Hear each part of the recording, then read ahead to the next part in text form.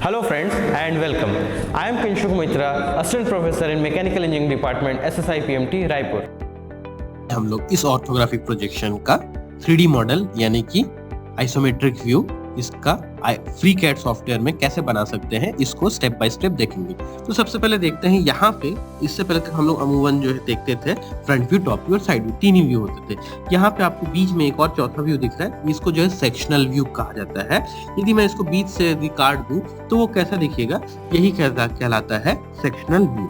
सो इसमें भी हम लोग देख सकते हैं कि सबसे पहले मेरे को जो है फ्रंट व्यू में नीचे एक एल शेप जैसा चीज दिख रहा है। ये सबसे पहले मैं इसको अटेम्प्ट करूंगा और इसको जो है पैड करूंगा, और पैड करने के बाद जब ये मेरा एक बन के जो है तैयार हो जाएगा तो मैं उसके ऊपर जो फ्रंट व्यू में ही जो उसके ऊपर का जो ऑब्जेक्ट दिख रहा है उसको बना लूंगा। इस तरह से जो है मेजर जो दो पार्ट जो मेरे को यहाँ पे क्रिएट करने का है, वो इस तरह से ये दो स्टेप्स में 1 by 1 मैं यहाँ पे फॉलो करूंगा। Okay, now let's get into the next part. इसके बाद जो है देखिए यहाँ पे जो है हम ये जो ऊपर का जो पार्ट है, वो पार्ट जो है दो तरीके से बन सकता है। एक तरीका ये हो सकता है कि आप जो है एक इंक्लाइंड प्लेन, जो कि यहाँ पे 45 डिग्री का दिख रहा है, 45 डिग्री के इंक्लाइंड प्लेन पे जो फ्रंट व्यू के ऊपर वाला जो आपको जो है ट्रायंगल जैसा चीज दिख रहा है वो बना ले स्केच में, और उसके बाद उसको जो है एक्सट्रूड करके या पैड करके जो है नेक्स्ट सरफेस तक उसको पैड कर ले। अदरवाइज आप फ्रंट व्यू में ही जाके जो है उसको जो है स्केच करके जो है पैड करें। सो लेट्स सी, एक करके देखते हैं सर। तो जैसे कि हमारा ये पहला जो है स्केच का पहला हिस्सा जो है बन चुका है। अब हम लोग यहाँ पे देखेंगे कि हमको जो है यहाँ पे टॉप व्यू और साइड व्यू में इसमें जो है फिलेट लगा हुआ दिख रहा है। तो हम यहाँ पे स्टेप बाय स्टेप चारों हिस्से में जो है फिलेट लगाएंगे। फिलेट कैसे लगाते हैं, यहाँ पे हर बार ऐड करेंगे और एक नया एज को ऐड करेंगे। नीचे रेडियस की वैल्यू दी हुई होती है, आप उस वैल्यू को एंटर करेंगे जो आपको वहाँ पे गिवन डेटा में पहले से मेंशन्ड है। इसके बाद ओके कर देंगे। ओके करने के बाद अब आपको जो है यहाँ पे सर्कल की बारी आएगी। अब आपको जो है 1 by 1 सर्कल बनाना है। ये सर्कल जो है होल के रूप में जो है पॉकेट के रूप में जो है दिया हुआ है। तो हम सबसे पहले जो है ये दोनों सर्कल को बना लेंगे। सर्कल को बना लेने के बाद हम इसको जो है इसके जो है पूरे फुल्ली कंस्ट्रेंट इसको एक स्केच बनाएंगे, जिसके लिए कि हमको जो है इसके दिए हुए जो गिवन डायमेंशंस है वो उनको जो है हम यूज करके जो इसको एक फुल्ली कंस्ट्रेंट स्केच बनाएंगे। यहाँ पे हम जो है सिमेट्री का भी यूज कर सकते हैं, ताकि इसकी जो है पोजीशन को जो है with respect to horizontal axis जो है सेट कर सके। साथ ही जो है इसकी जो है दूरी जो है वर्टिकल एक्सिस से कितनी दी हुई है, इसको भी जो है हम यहाँ पे बता सकते हैं। इस तरह से जो है मेरा ये जो स्केच जो है फुल्ली कंस्ट्रेंट स्केच बन जाएगा, और मैं आगे जो है इसको पॉकेट कर सकता हूँ। इन दोनों के बीच में जो इस प्रकार से हम डायमेंशन भी मेंशन करेंगे, बिकॉज सिमेट्री करने से जो है दोनों के बीच की जो है दूरी तय हो गई, लेकिन इन दोनों को जो है कितनी दूरी पे आपस में एक दूसरे से है ये नहीं पता, बस दोनों आपस में हॉरिजॉन्टल एक्सिस से बराबर दूरी पे रहेंगे। तो इसलिए हमने जो यहाँ पे इसकी जो है वर्टिकल डायमेंशन को भी जो हमने यहाँ पे मेंशन कर दिया है, इससे जो है हमारी ये दूरी मेंशन होगी। ठीक है, अब जैसे हमको यहाँ पे 200 mm का डायमेंशन था, दोनों तरफ से 25 mm माइनस करके हमने 150 mm बता दिया। यहाँ पे हमने पॉकेट थ्रू ऑल कर सकते हैं, क्योंकि हमको जो है इसके नीचे कहीं पे भी हमारा एक्स्ट्रा कोई मटेरियल कट नहीं जा रहा है, जो कि पहले हमने यहाँ पे पैड करके बनाया है। तो यहाँ पे हम थ्रू ऑल ऑप्शन को चूज कर सकते हैं। अब यहाँ पे मैंने जो है दो सर्कल फिर से बनाए हैं। ये जो है आपका जो लेग वाला पार्ट है नीचे का बॉटम, वहाँ पे जो है ये जो सर्कल जो आपको जो साइड व्यू से दिख पा रहा है, वो दो सर्कल को बना के हम यहाँ पे अगला जो है पॉकेट करने जा रहे हैं। तो ये जो दो सर्कल बन गए, इन दोनों सर्कल को भी जो है हम फुल्ली कंस्ट्रेंट स्केच बनाएंगे 1 by 1। तो यहाँ पे सबसे पहले इनका जो है खुद का जो है रेडियस मेंशन करेंगे, अगेन सिमेट्री करेंगे, दोनों के बीच की दूरी बताएंगे, और फिर वर्टिकल एक्सिस के अबाउट भी इसकी दूरी को मेंशन करेंगे। इस तरह से जो है एक स्केच को जो है हम फुल्ली कंस्ट्रेंट स्केच बनाएंगे, और इस तरह से हम जो है आगे नेक्स्ट जो है इसको भी पॉकेट कर पाएंगे। तो इसकी वैल्यू मेंशन करते देखिए यहाँ पे ऑलरेडी जो है यहाँ पे फुल्ली कंस्ट्रेंट स्केच लिख चुका है। तो हम इससे बाहर आते हैं, पॉकेट करते हैं और थ्रू ऑल करके इसको भी ओके करते हैं। तो अब देखिए ये हमारा बेसिक जो है सारे जो एक्स्ट्रा एसेसरीज टाइप से जो सारी छोटी छोटी चीजें थी वो बन चुकी हैं। अब हम लोग यहाँ पे जो है नेक्स्ट पार्ट बनाएंगे, जो कि हमारा जो है मैंने आपको बताया था इंक्लाइंड प्लेन। तो हम इंक्लाइंड प्लेन लेंगे और इसमें जो है एंगल जो है देंगे 45 डिग्री।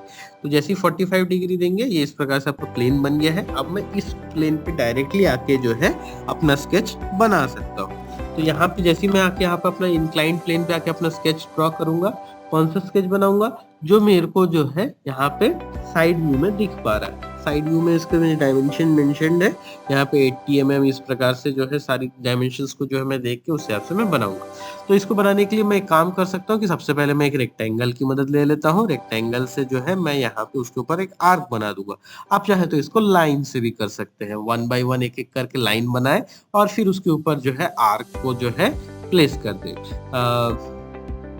ये दोनों ही तरीके में जो है कोई डिफरेंस नहीं आएगा। मैं इस रेक्टेंगल का जो ऊपर वाला जो लाइन है उसको मैं डिलीट कर दूंगा, इससे जो है ये आपका शेप आ गया। अब इसमें जो है हमारा रेक्टेंगल बन चुका है। अब ये शेप मेजरली आ चुका है। इसके अंदर जो एक सर्कल है वो जो है देखिए, अगर आपको दिखेगा फ्रंट व्यू में तो वो जो है पूरा आखिर तक जो है रिमूव नहीं हुआ है, तो इसलिए मैं उस सर्कल को यहाँ पे बना नहीं सकता हूँ। तो मेरा स्केच जो है इतना ही है और यही मेरा स्केच कंप्लीट है। बस अब मेरे को इसको जो है डायमेंशनिंग करना है प्रॉपर, ताकि जो है ये जो है पूरा एक फुल्ली कंस्ट्रेंट स्केच बन जाए। तो अब जैसे क्योंकि यहाँ पे कनेक्टिविटी आई नहीं थी, तो मैं यहाँ पे इसको ड्रैग करके सिलेक्ट करके जो है इसको सेट कर सकता हूँ, लेकिन ड्रैग करने से ऐसा कोइंसिडेंट हो जरूरी नहीं है। मैं इसलिए यहाँ पे देखिए, यहाँ पे इसको मैं खींच के दिखा रहा हूँ, ये देखिए इनका जो बीच में जो कोइंसिडेंस आया नहीं था। तो इसलिए ऐसे जगह पे हमेशा ध्यान दें कि इन दोनों को पॉइंट को जो है हमेशा कोइंसिडेंट टूल से कोइंसाइड कराएं। तो इसके बाद आपको जो है वहाँ पे दिख भी जाएगा कि वहाँ पे कोइंसिडेंस का जो है एक मार्क आपका जो है कंस्ट्रेंट का मार्क आ गया है। आर्क के साथ जब भी कोई सी चीज को जोड़े तो उसको जो है जरूर से टेंजेंसी से ही जोड़े। तो फिर जो है अगर वहां पे स्पेसिफिकली ऐसे कहीं जगह पे बना है जहाँ पे कि आपको दिख रहा है कि वो टेंजेंट नहीं है, तो ही जो है टेंजेंसी ना दे, अदरवाइज जो है टेंजेंसी यूजुअली दिया ही जाता है। ये इस प्रकार से हमने जो इसको एक फुल्ली कंस्ट्रेंट स्केच बना लिया। अब हम इससे जो है बाहर जाएंगे और इसको जो है पैड करेंगे। ये हमने पैड चूज किया। अब ये FreeCAD सॉफ्टवेयर में कभी कभी इस प्रकार के प्रॉब्लम आते हैं कि आप अगर इस तरह से जो है ऑब्जेक्ट के ऊपर जो है कोई एक दूसरा जो है पैड या रिवॉल्व ऐसे इम्पोज करते हैं, तो कई बार जो है सॉफ्टवेयर जो है ले नहीं पाता है। ऐसे केस में हम जो है दूसरा ऑप्शन को जो है यूज करेंगे। दूसरा ऑप्शन में क्या होगा कि हम जो है सबसे पहले जो है वापस से जो है फ्रंट प्लेन को चूज करेंगे और फ्रंट प्लेन को चूज करके वहां पे जो है हम जो है फ्रंट व्यू में जो स्केच दिख रहा है, हम उस स्केच को जो है यहाँ पे फिर से बनाने की शुरुआत करेंगे। इससे भी जो है हम वही चीज बना पाएंगे जो हम जो है पहले बनाते थे। इस स्टेप में जो है यहाँ पे आपको थोड़ा सा स्केचिंग वर्क जो है थोड़ा आपको ज्यादा देखने को मिलेगा और साथ में जो इसकी कंस्ट्रेनिंग करना भी जो है थोड़ा सा जो है इसमें कंपैरेटिवली ज्यादा सारे कंस्ट्रेंट्स आपको करने के लिए देखने को मिलेगा।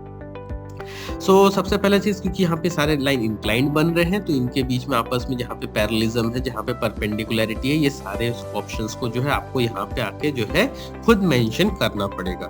जब तक आप यहाँ पे ये सारे ऑप्शंस को खुद मेंशन नहीं करेंगे तो यहाँ पे जो है ये सारे कंस्ट्रेंट्स अप्लाई नहीं होंगे। जब हम बाय डिफॉल्ट एक रेक्टेंगल बनाते हैं जो कि हॉरिजॉन्टल और वर्टिकल होता है, तो उसमें जो है ये कंस्ट्रेंट लगा हुआ आता है, तो आपको ये लगाना नहीं पड़ता। बट क्योंकि यहाँ पे जो है आप ऐसा चीज नहीं कर रहे हैं, तो इसलिए यहाँ पे ये कंस्ट्रेंट्स आपको अलग से लगाने की जरूरत है। ओके, सो अब यहाँ पे जो है हमने जो है ये सारे डायमेंशंस जो यहाँ पे दिए हुए हैं, जैसे कि इसका एंगल जो है 45 डिग्री है, ये सारे जो डायमेंशंस हम यहाँ पे जो है step by step 1 by 1 mention कर देंगे और इससे जो है हमारा जो है ये स्केच जो है फुल्ली कंस्ट्रेंट स्केच बन जाएगा। इसके बाद जो है हम इसको जो है पैड कर देंगे, क्योंकि हमने इसको जो है फ्रंट प्लेन पे जो है प्लेस किया है और हमारा जो इससे पहले वाला जो नीचे का एल शेप का जो स्केच है वो भी फ्रंट प्लेन पे था और हमने उसको सिमेट्री किया था। तो इसको भी जब सिमेट्री करेंगे तो इसके डायमेंशन के हिसाब से ये ऑलरेडी ये बीचों बीच जो है प्लेस हो जाएगा।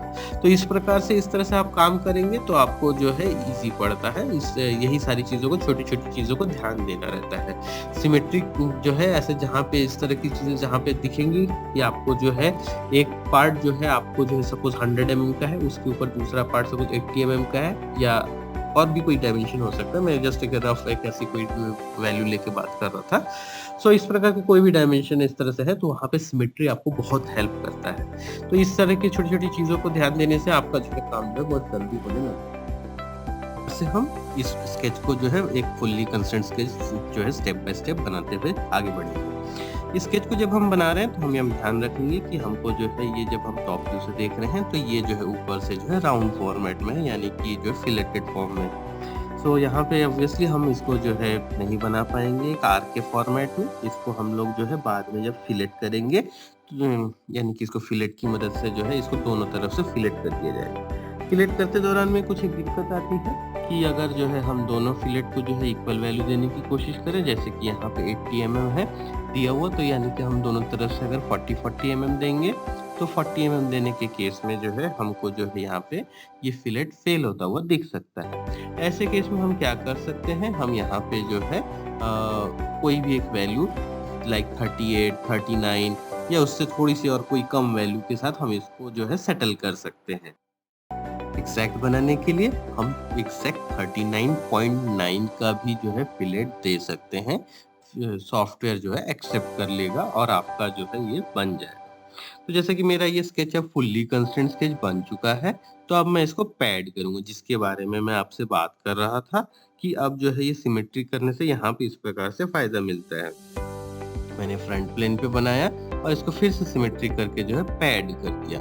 अब मैं यहाँ पे इसको जो है स्टेप बाय स्टेप फिलेट करूंगा, दोनों एजेस को पिक करूंगा। ये देखिए मैं यहाँ पे 38 लिखूंगा तो भी होगा, 39 लिखूंगा तो भी होगा, और मैं अगर 39.5 लिखूं या 39.9 लिखूं, सभी में जो है आपको रिजल्ट देखने को मिलेगा, बट 40 जो है रिजल्ट नहीं कर पाएगा। तो इस प्रकार से भी आप इसको बना सकते हैं। यहाँ पे जो होल्स आपको दिख रहे होंगे अभी तक ओपन थे, अब ये जो है यहाँ पे जो है ये ग्राफिक्स का प्रॉब्लम है।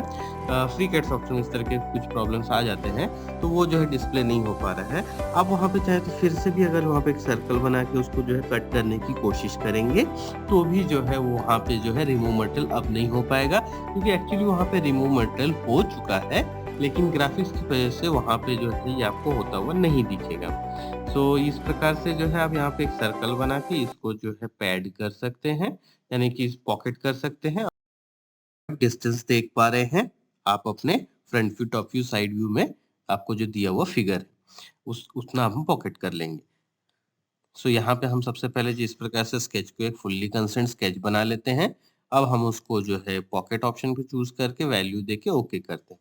देखिए तो इस प्रकार से ये आपका जो है एक फिगर जो है फिर से बन के तैयार हो चुका है। That's it for today. Okay, thank you.